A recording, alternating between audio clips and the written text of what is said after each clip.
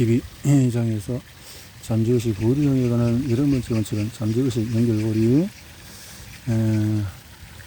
잠재의식은 의식이 참으로 이루어져 있는데 오감을 통해서 의식에 닿는 모든 자극 사고들은 여기서 분리되고 기록되며 파일 캐비닛에서 편지들을 꺼내듯이 생각들이 이곳에 넣어지고 빼내어지기도 한다. 잠재의식은 인상이나 생각들을 그 특성에 상관없이 받아들이고 정리하고 지각한다. 멸망에 관한 장에서 6가지 단계를 실행한 지침과 계획의 수립과 실행에 관한 장에서 주어진 지침들을 모두 종합해서 보내는 중요도를 알 수 있다. 잠재의식은 밤낮없이 활동한다. 잠재의식을 완전히 제어할 수는 없고, 하지만 잠재의식에 자신이 실행하기를 원하는 계획, 열망, 목적을 건네줄 수는 있다. 잠재의식이 인간을 유혹하는 정신과 무한지성을 연결하는 고리라는 믿음을 뒷받침할 만한 증거는 많이 있다. 창의적인 노력이 잠재의식과 결합하는 어떤 일을 해낼 가능성은 엄청나게 확장이 된다. 잠재의식이 존재한다는 사실을 인정하고 그것이 열명을 물리적인 또 금전적인 그것으로 전환해주는 중간자로서 기능을 한다는 사실을 이해하면 얼마나 중요한 것인지를 알게 될 것이다. 자, 성공의 13가지 원칙들은 당신의 잠재의식에 영향을 미치도록 만드는 자극제가 될 수도 있다. 잠재의식에 관한 이해를 돕기 위해서 이번 장에서는 신념과 자기 암시에서 소개된 내용이 반복될 것이다. 잠재의식은 잠시도 가만히 있지를 않는다. 잠재의식 속에 열망을 심지 않고 게으름을 표현한 잠재의식은 다른 생각들을 하고 활동할 것이다. 일단 사람들이 만들어내는 모든 것들은 사고, 자극, 생각 형태에서 시작한다. 생각할 수 없는 것들은 만들어낼 수가 없다. 잠재의식 속에 심어놓은 사고, 자극이 물질적인 실체로 전환되려면 상상력을 통해서 신념과 결합해야 한다. 신념. 결코 잠재의식의 힘을 이해하고 있다는 것은 엘라 힐러 히콕스가 쓴 시를 보면은 결코 알 수 없을 거야. 정오와 사랑을 가져오는 데 있어. 네 생각이 어떤 역할을 하는지. 생각은 실체이다. 생각은 그 가벼운 날개로 전령 비둘기보다 더 빨리 나네. 우주의 법칙을 따라 그 각 생각은 닮은 생각을 낳네. 그들은 빠르게 날아서 네 마음에서 나갔던 것들을 되찾아 온다네. 사람의 마음에서 나간 생각들은 잠재의식에 깊이 새겨지게 되는데 잠재의식은 그런 생각들을 물리적인 실체로 전환하는 과정에서 동시에 이 생각들의 영향을 받게도 된다. 잠재의식은 이성보다도 감정이나 느낌과 결합한 사고자극으로 더 쉽게 영향을 받는다. 또 감정 자극, 느낌 자극들은 암흑을 가둬서 행동적인 요소를 지니고 있으며 수동적인 상태의 사고 자극을 능동적인 상태로 변화시킨다. 당신의 잠재의식 속에 있는 내면의 청정의 부위에 대한 열망을 심어서 그것을 이루려고 한다. 그러기에 이 내면의 청정에 어떻게 접근하느냐가 중요하다. 7가지 대표적인 긍정적인 감정들은 열망의 감정, 신념, 사랑의 감정, 성의 감정, 열정의 감정, 로맨스의 감정, 희망의 감정, 다른 긍정의 감정도 있지만 이 7가지가 가장 강력하고 창의적인 노력에 쓰이는 감정들이다. 7가지 대표적인 부정적인 감정들 피해야 할 것은 두렵다, 질투한다, 미움이다, 복수, 탐욕, 미신, 분노. 긍정적인 감정들과 부정적인 감정들은 마음속에 공존할 수가 없다. 둘 중에 한 가지만이 마음을 지배할 수 있다. 그러기에 긍정적인 감정이 마음속에 지배적인 영향력을 행사하도록 노력해야 한다. 이때 습관의 법칙이 도움이 될 수가 있다. 습관의 법칙, 습관. 기도가 이루어지지 않거나 신의 기도를 들어도 반응하지 않을 거라는 두려움을 가지고 기도한다면 그 기도는 헛것이 되고 만다. 간혹 기도한 대로 실현될 때가 있다. 기도한 것을 얻는 경험을 했다면 기억을 되짚어 보아라. 어떤 마음 상태로 기도했는지. 기도. 자, 이 예언의 비현실적인 느껴진다면 학교에서 기도, 과학에 대해서 가르치는 날이 올 거라고 믿는다. 기도, 과학. 인간은 번개가 신이 분노했다는 증거라고 믿고 두려워했는데 이제는 신령의 힘 덕분에 인간은 번개를 다스려서 공정 전력으로 사용하게 되어졌다. 기도의 책을 써서 운명의 날이 다가올 때까지 반복해서 읽을 수는 있었으나 이는 쓸모없는 짓이다. 무한지성에 소통하고자 하는 생각은 변형의 과정을 거쳐서 전달되어야 하는데 자신의 잠재의식을 통해서만 이루어질 수 있는 과정이다. 인간이 무한지성과 소통하는 방법은 소리와 진동이 라디오에 의해서 전달되는 방법과 매우 흡사하다. 라디오의 작동 원리에 대해서 아는 사람이라면 소리가 대기를 통해서 전달되면 사람의 귀가 들을 수 없는 빠른 주파수로 바뀌게 한다는 사실을 알고 있을 것이다. 라디오 송신국은 사람 목소리를 포착해서 그 주파수를 수백만 배로 증가시킨다. 이렇게 해야만 소리와 진동이 대기를 통해서 전해질 수 있는 것이다. 이런 변형의 과정이 이루어지려면 대기는 그 에너지를 포착해서 라디오 수신국으로 보내고 이 수신 장치들이 에너지를 원리의 주파수 수준으로 낮춰줌으로써 소리로 인식하게 되는 것이다. 잠재의식은 중지자로서 한 사람의 기도로 무한지성, 신의 인식할 수 있는 용어로 바꾸고 메시지를 전하여 그 기도의 목적을 이루게 해줄 명확한 계획이나 아이디어의 형태로서 기도 응답을 가져다 준다. 기도가 신에게 닿기 전에 그 기도는 생각의 주파수에서 영적인 주파수로 바꾸어야 할 것이다. 신념만이 생각의 영적인 성격을 더해줄 수 있다. 신념과 두려움은 공존할 수가 없다.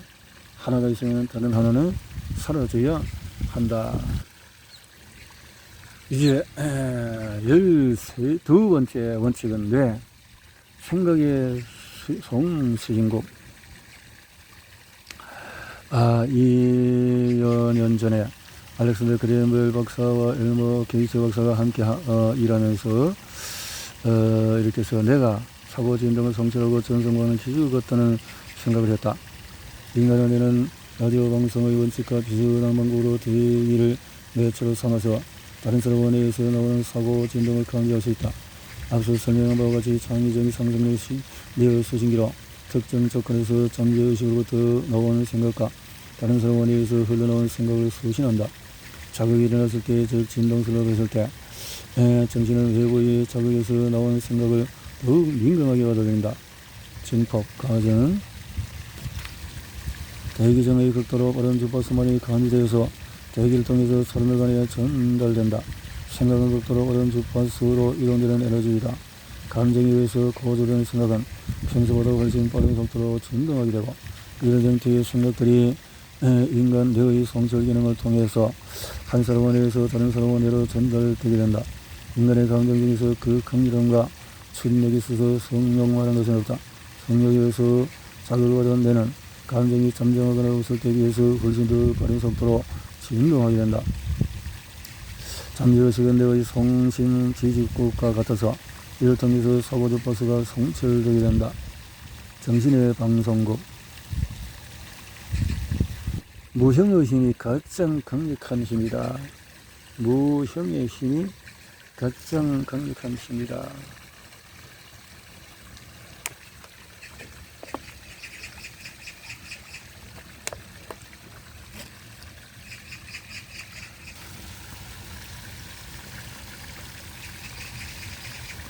대공황으로 인해서 세계는 무형의 보이지 않는 힘에 대해서 이해할 수 있는 경지에 이르렀다.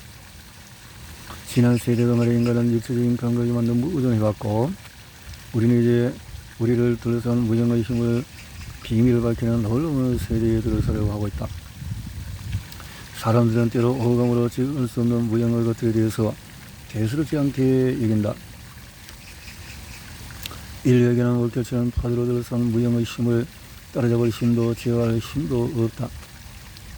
무형의 눈에 보이지 않는 것들에 대한 인간의 무지는 여기서 끝나지 않는다. 뇌를 둘러싼 놀라운 이야기.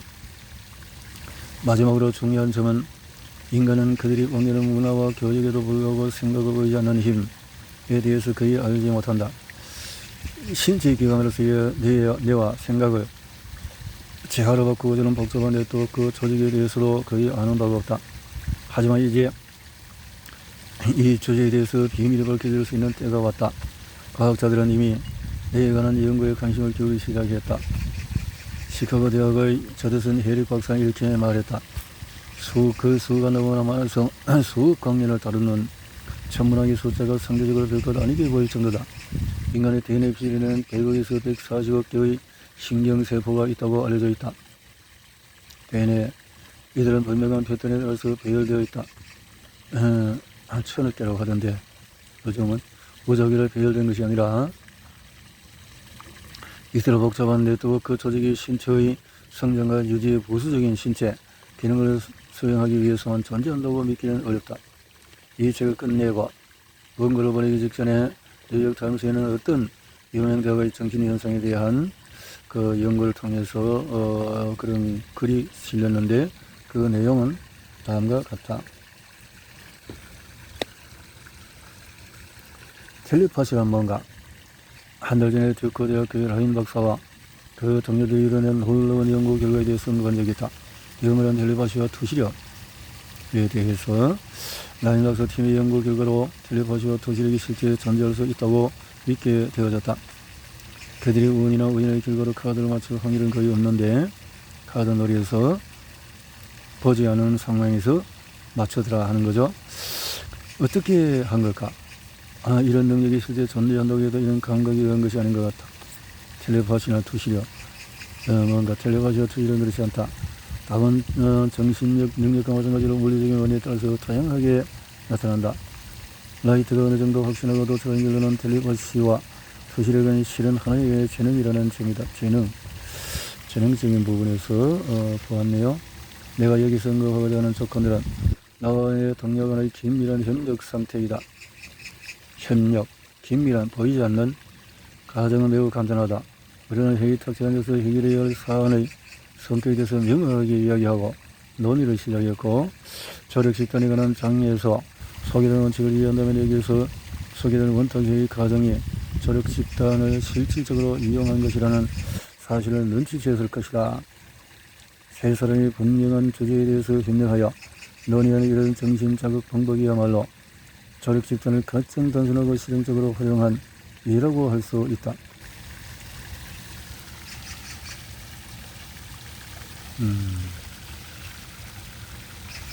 자, 이렇게 마지막 결론을 이용해서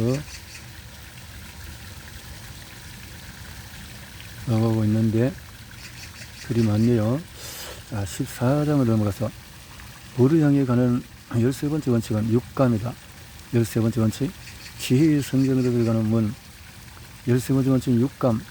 육감을 통해서 무한지성은 개인으로부터 어떤 노력이나 요구가 없어도 자발적으로 소통할 수 있다. 이 원칙은 13가지 성공 원칙의 철학 중에서 최고봉이라고 할 수 있다. 육감을 완전히 이해하고 적용하려면 12가지 원칙에 숙달해야 한다. 육감은 잠재의식의 일부로 이 책에서는 이를 창의적인 상상력이라고 한다. 소신장치, 번뜩하는 예감. 육감을 자세히 설명하기는 힘들다. 육감은 다른 12가지 성공 원칙들을 완벽히 숙달하지 못한 사람에게 설명하기 힘드는데 이유는 그런 사람은 육감과 비슷한 지혜나 경험을 가지지 못했기 때문이다. 육감. 이 책에서 소개하는 성공 원칙들은 모두 익히거나 터무니없다고 느껴질 법한 말을 받아들일 수 있게 될 것이다. 육감의 도움으로 코앞의 위험을 피하고 기회를 알게 돼서 잡을 수가 있다. 이 책에서 소개된 지침을 따르거나 비슷한 방법을 따르지 않고서는 이 말이 사실인지 아닌지 아는 방법이 없다. 나는 기적을 믿지도 옹호하지도 않는다. 대자연이 자연법칙을 벗어나지 않는다는 사실을 잘 알고 있기 때문이다. 내가 아는 한 세상에 어떤 힘 혹은 제1원인 혹은 지혜자가 있어서 이것이 물질을 이루는 모든 원자 하나하나에 스며 있고 인간이 지각할 수 있는 에너지를 품고 있다. 이 무한 지성이 도토리를 참나무로 키우고 물이 정력을 지게로 해서 언덕 아래로 흘러내리게 하고 낮이 밤이 또 오게 하고 여름 겨울이 오게 하고 제각각 적절한 자리를 유지하고 서로서로 영향을 미치는 사실을 알고 있다. 이 책에서 설명한 성공 원칙들을 통해 무한지성의 열망을 물질적으로 실현하도록 도와줄 것이다. 앞선 장들에서 이 거쳐서 이제 마지막 원칙에 도달했다. 영웅성배의 시간을 보내면서 나는 내가 존경하는 사람들을 따라서 하려고 애썼다. 나는 언제나 영웅을 흠모해왔다. 글을 쓰거나 대전강연을 시작하기 전에 나는 내게 영광을 주는 9사람을 모방하려고 노력하면서 누구냐? 그들은 에머슨, 페인, 에디슨, 다윈, 링컨, 버링크, 나폴레옹, 포드, 카니기. 어리석은 밤마다 나는 보이지 않는 좋은 자들이라고 지칭한 이 그룹과 함께 상상성의 회의를 하곤 했다. 상상성. 다음과 같다. 매일 밤 잠들기 전에 나는 눈을 감고 상상 속에서 이들과 함께 회의 탁지에 들러 있는 모습을 상상하곤 했다. 자기 암시를 통한 인격 형성, 심리학에 대한 깊은 연구를 통해서 나는 사람들의 현재 모습을 그들 마음속의 주된 생각과 열망으로 만들어진 것이라는 것을 안다. 정신작동의 원칙을 알기에 나는 인격을 재정립하는 데 필요한 준비가 되어 있다. 에머슨 씨, 저는 당신의 삶을 특별하게 만드는 그 자기 모습을 어떻게 알게 되는지 궁금합니다. 도와주십시오. 모든 것이 당신은 자기 모습을 조화롭게 해서 선인장이 가시를 떠오르게 하고 음식처를 되게 하셨죠. 또 풀을 2배나 자라게 했고요. 나폴레옹 황제시여, 저는 폐하가 사람들을 공허시키고 더 위대하고 결단 있게 행동하도록 촉구한 그 자질을 얻고 싶습니다. 페인씨, 당신은 자유로운 사고와 용기, 확신을 분명하게 표현하는 능력을 가지고 계시죠. 그 점을 배우고 싶습니다. 다윈씨, 어떤 편견이나 선입견 없이 끈기를 가지고 자기 속의 인간관계를 연구할 능력이 있었죠. 저는 그 점을 배우고 싶습니다. 링크씨, 저는 당신처럼 예리한 정의감, 불구의 인내심, 유머감과 인간에 대한 이해 그리고 관념을 지닌 사람이 되고 싶습니다. 카네기씨, 당신 덕분에 저는 일생일 때 일을 선택하게 되었고 그로 인해서 행복과 편안함을 누리고 있습니다. 저는 노력을 체계적으로 조직하는 원칙을 알고 싶습니다. 포드씨, 당신은 제 일에 꼭 필요한 자료를 제공해서 큰 도움을 준 분 중에 한 분입니다. 말자식을 따라들어 돕고 싶습니다. 에디슨 씨, 당신을 저와 가장 가까운 오른편에 앉힌 이유는 성공과 실패에 관한 저희 연구에서 당신이 개인적으로 많은 도움을 줬기 때문입니다. 나는 그때마다 성장석이 좋은 자들에게 얻고 싶은 조언에 따라 다른 방식으로 말을 걸었다. 이후 사람이 각각 개인적인 개성을 가져간다는 사실이 나를 놀라게 했다. 예를 들어서 링컨은 늘 늦게 일어나서 근엄하게 뚜벅뚜벅 걸어오는 습관. 그는 올 때마다 늘 2손을 뒤로 깍지로 끼고 걸었고 다른 사람을 달랐다. 버뱅크와 페이는 재치 있는 농담을 마구 했는데 한 번은 버뱅크가 직을 했다. 그가 들어왔을 때 매우 흥분한 모습으로 자신이 된 이유를 설명하는데 어떤 나무에서 사과가 자랄 수 있게 하려는 실험 때문이란 말이다. 그래서 페이는 남녀 사이의 온갖 문제들이 사과에서 시작된 것을 모르냐고 책망적으로 말했다. 다윈은 페인에게 사과를 털어 숲에 들어갈 때 작은 뱀을 조심하라고 그걸 웃으며 뱀이 오는 것에는 사과도 안 열리지. 그리고 나폴레옹이 말했다. 사과가 없으면 국가도 없다. 링컨은 회의와 끝난 후에 가장 늦게 테이블을 떠나곤 했는데 아무런 테이블에 기대어서 파장을 낀 채 꼼짝하지 않은 적이 있었다. 그를 방해하지 않으려고 두었는데 마침내 그는 천천히 거기 열고 나가니 다시 들어서서 내 쪽에 들어와서 어깨에 손을 얹고 젊은이, 삶의 목적을 꾸준히 이루어나가려면 많은 용기가 필요할 것에 하지만 어려움에 직면하는 사람들은 방법을 생각해낸다는 것을 기억하게 역경이란 중에 그런 능력이 생긴다네. 어느 날 저녁에 에디슨이 가장 먼저 도착했다. 평소에 무슨 자리하더니 자네는 삶의 비밀을 발견할 대걸세. 때가 되면 삶이 그대한 에너지 혹은 집합체들로 득실되고 있는 것을 알게 되겠지. 자, 회의의 다른 멤버들이 들어오기 시작했다. 에디슨이 나와서 천천히 자신의 자리를 갖다 활짝 웃으며 자네의 꿈은 자네가 생각하는 것보다 더 현실적이군. 회의를 정리하고 6개월 전이라서 너는 꿈이 어느 게 되어있는지 세상은 곧 자네의 도움이 필요할 것에 무질서의 시기가 올 테고 패닉 상태. 다음날 아침에 나는 내가 꿈을 꾼 건지 실제 있었는지 꿈을 할 수도 없었다. 마음속의 상상이.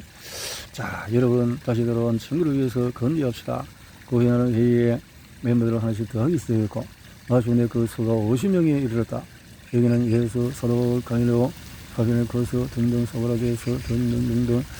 자, 다음의 내용을 여기에서 처음으로 연결해서 밝힌 것이다. 지금까지 나는 이 회의에 대해서 이걸 당하고 있었는데 이런 문제에 관련해서 내가 가지고 있는 태도로 미뤄볼 때 내 신기한 경험을 함부로 입 밖에 내었다가는 자칫 오해를 살 수 있다는 사실을 알고 있었기 때문이다. 오해를 사지 않기 위해 여전히 그 회의는 전적으로 상정 속에서 이루어진 것이라는 점을 인지하고 있음을 강조하고 싶다. 내 세포 어디에선가 보통 예감이라고 부르는 생각의 주파수를 수신하는 기관이 있다. 수신, 예감, 영감. 나는 사람에서 여러 번 위급한 경험을 했는데 역시 헨리 포드가 육감을 이해하고 이를 실제로 사용했다는 데는 의심할 여지가 없다. 나폴레옹과 비스마르크, 잔베르크, 예수부처 공자, 마호메트 다 육감을 사정했던 것 같다.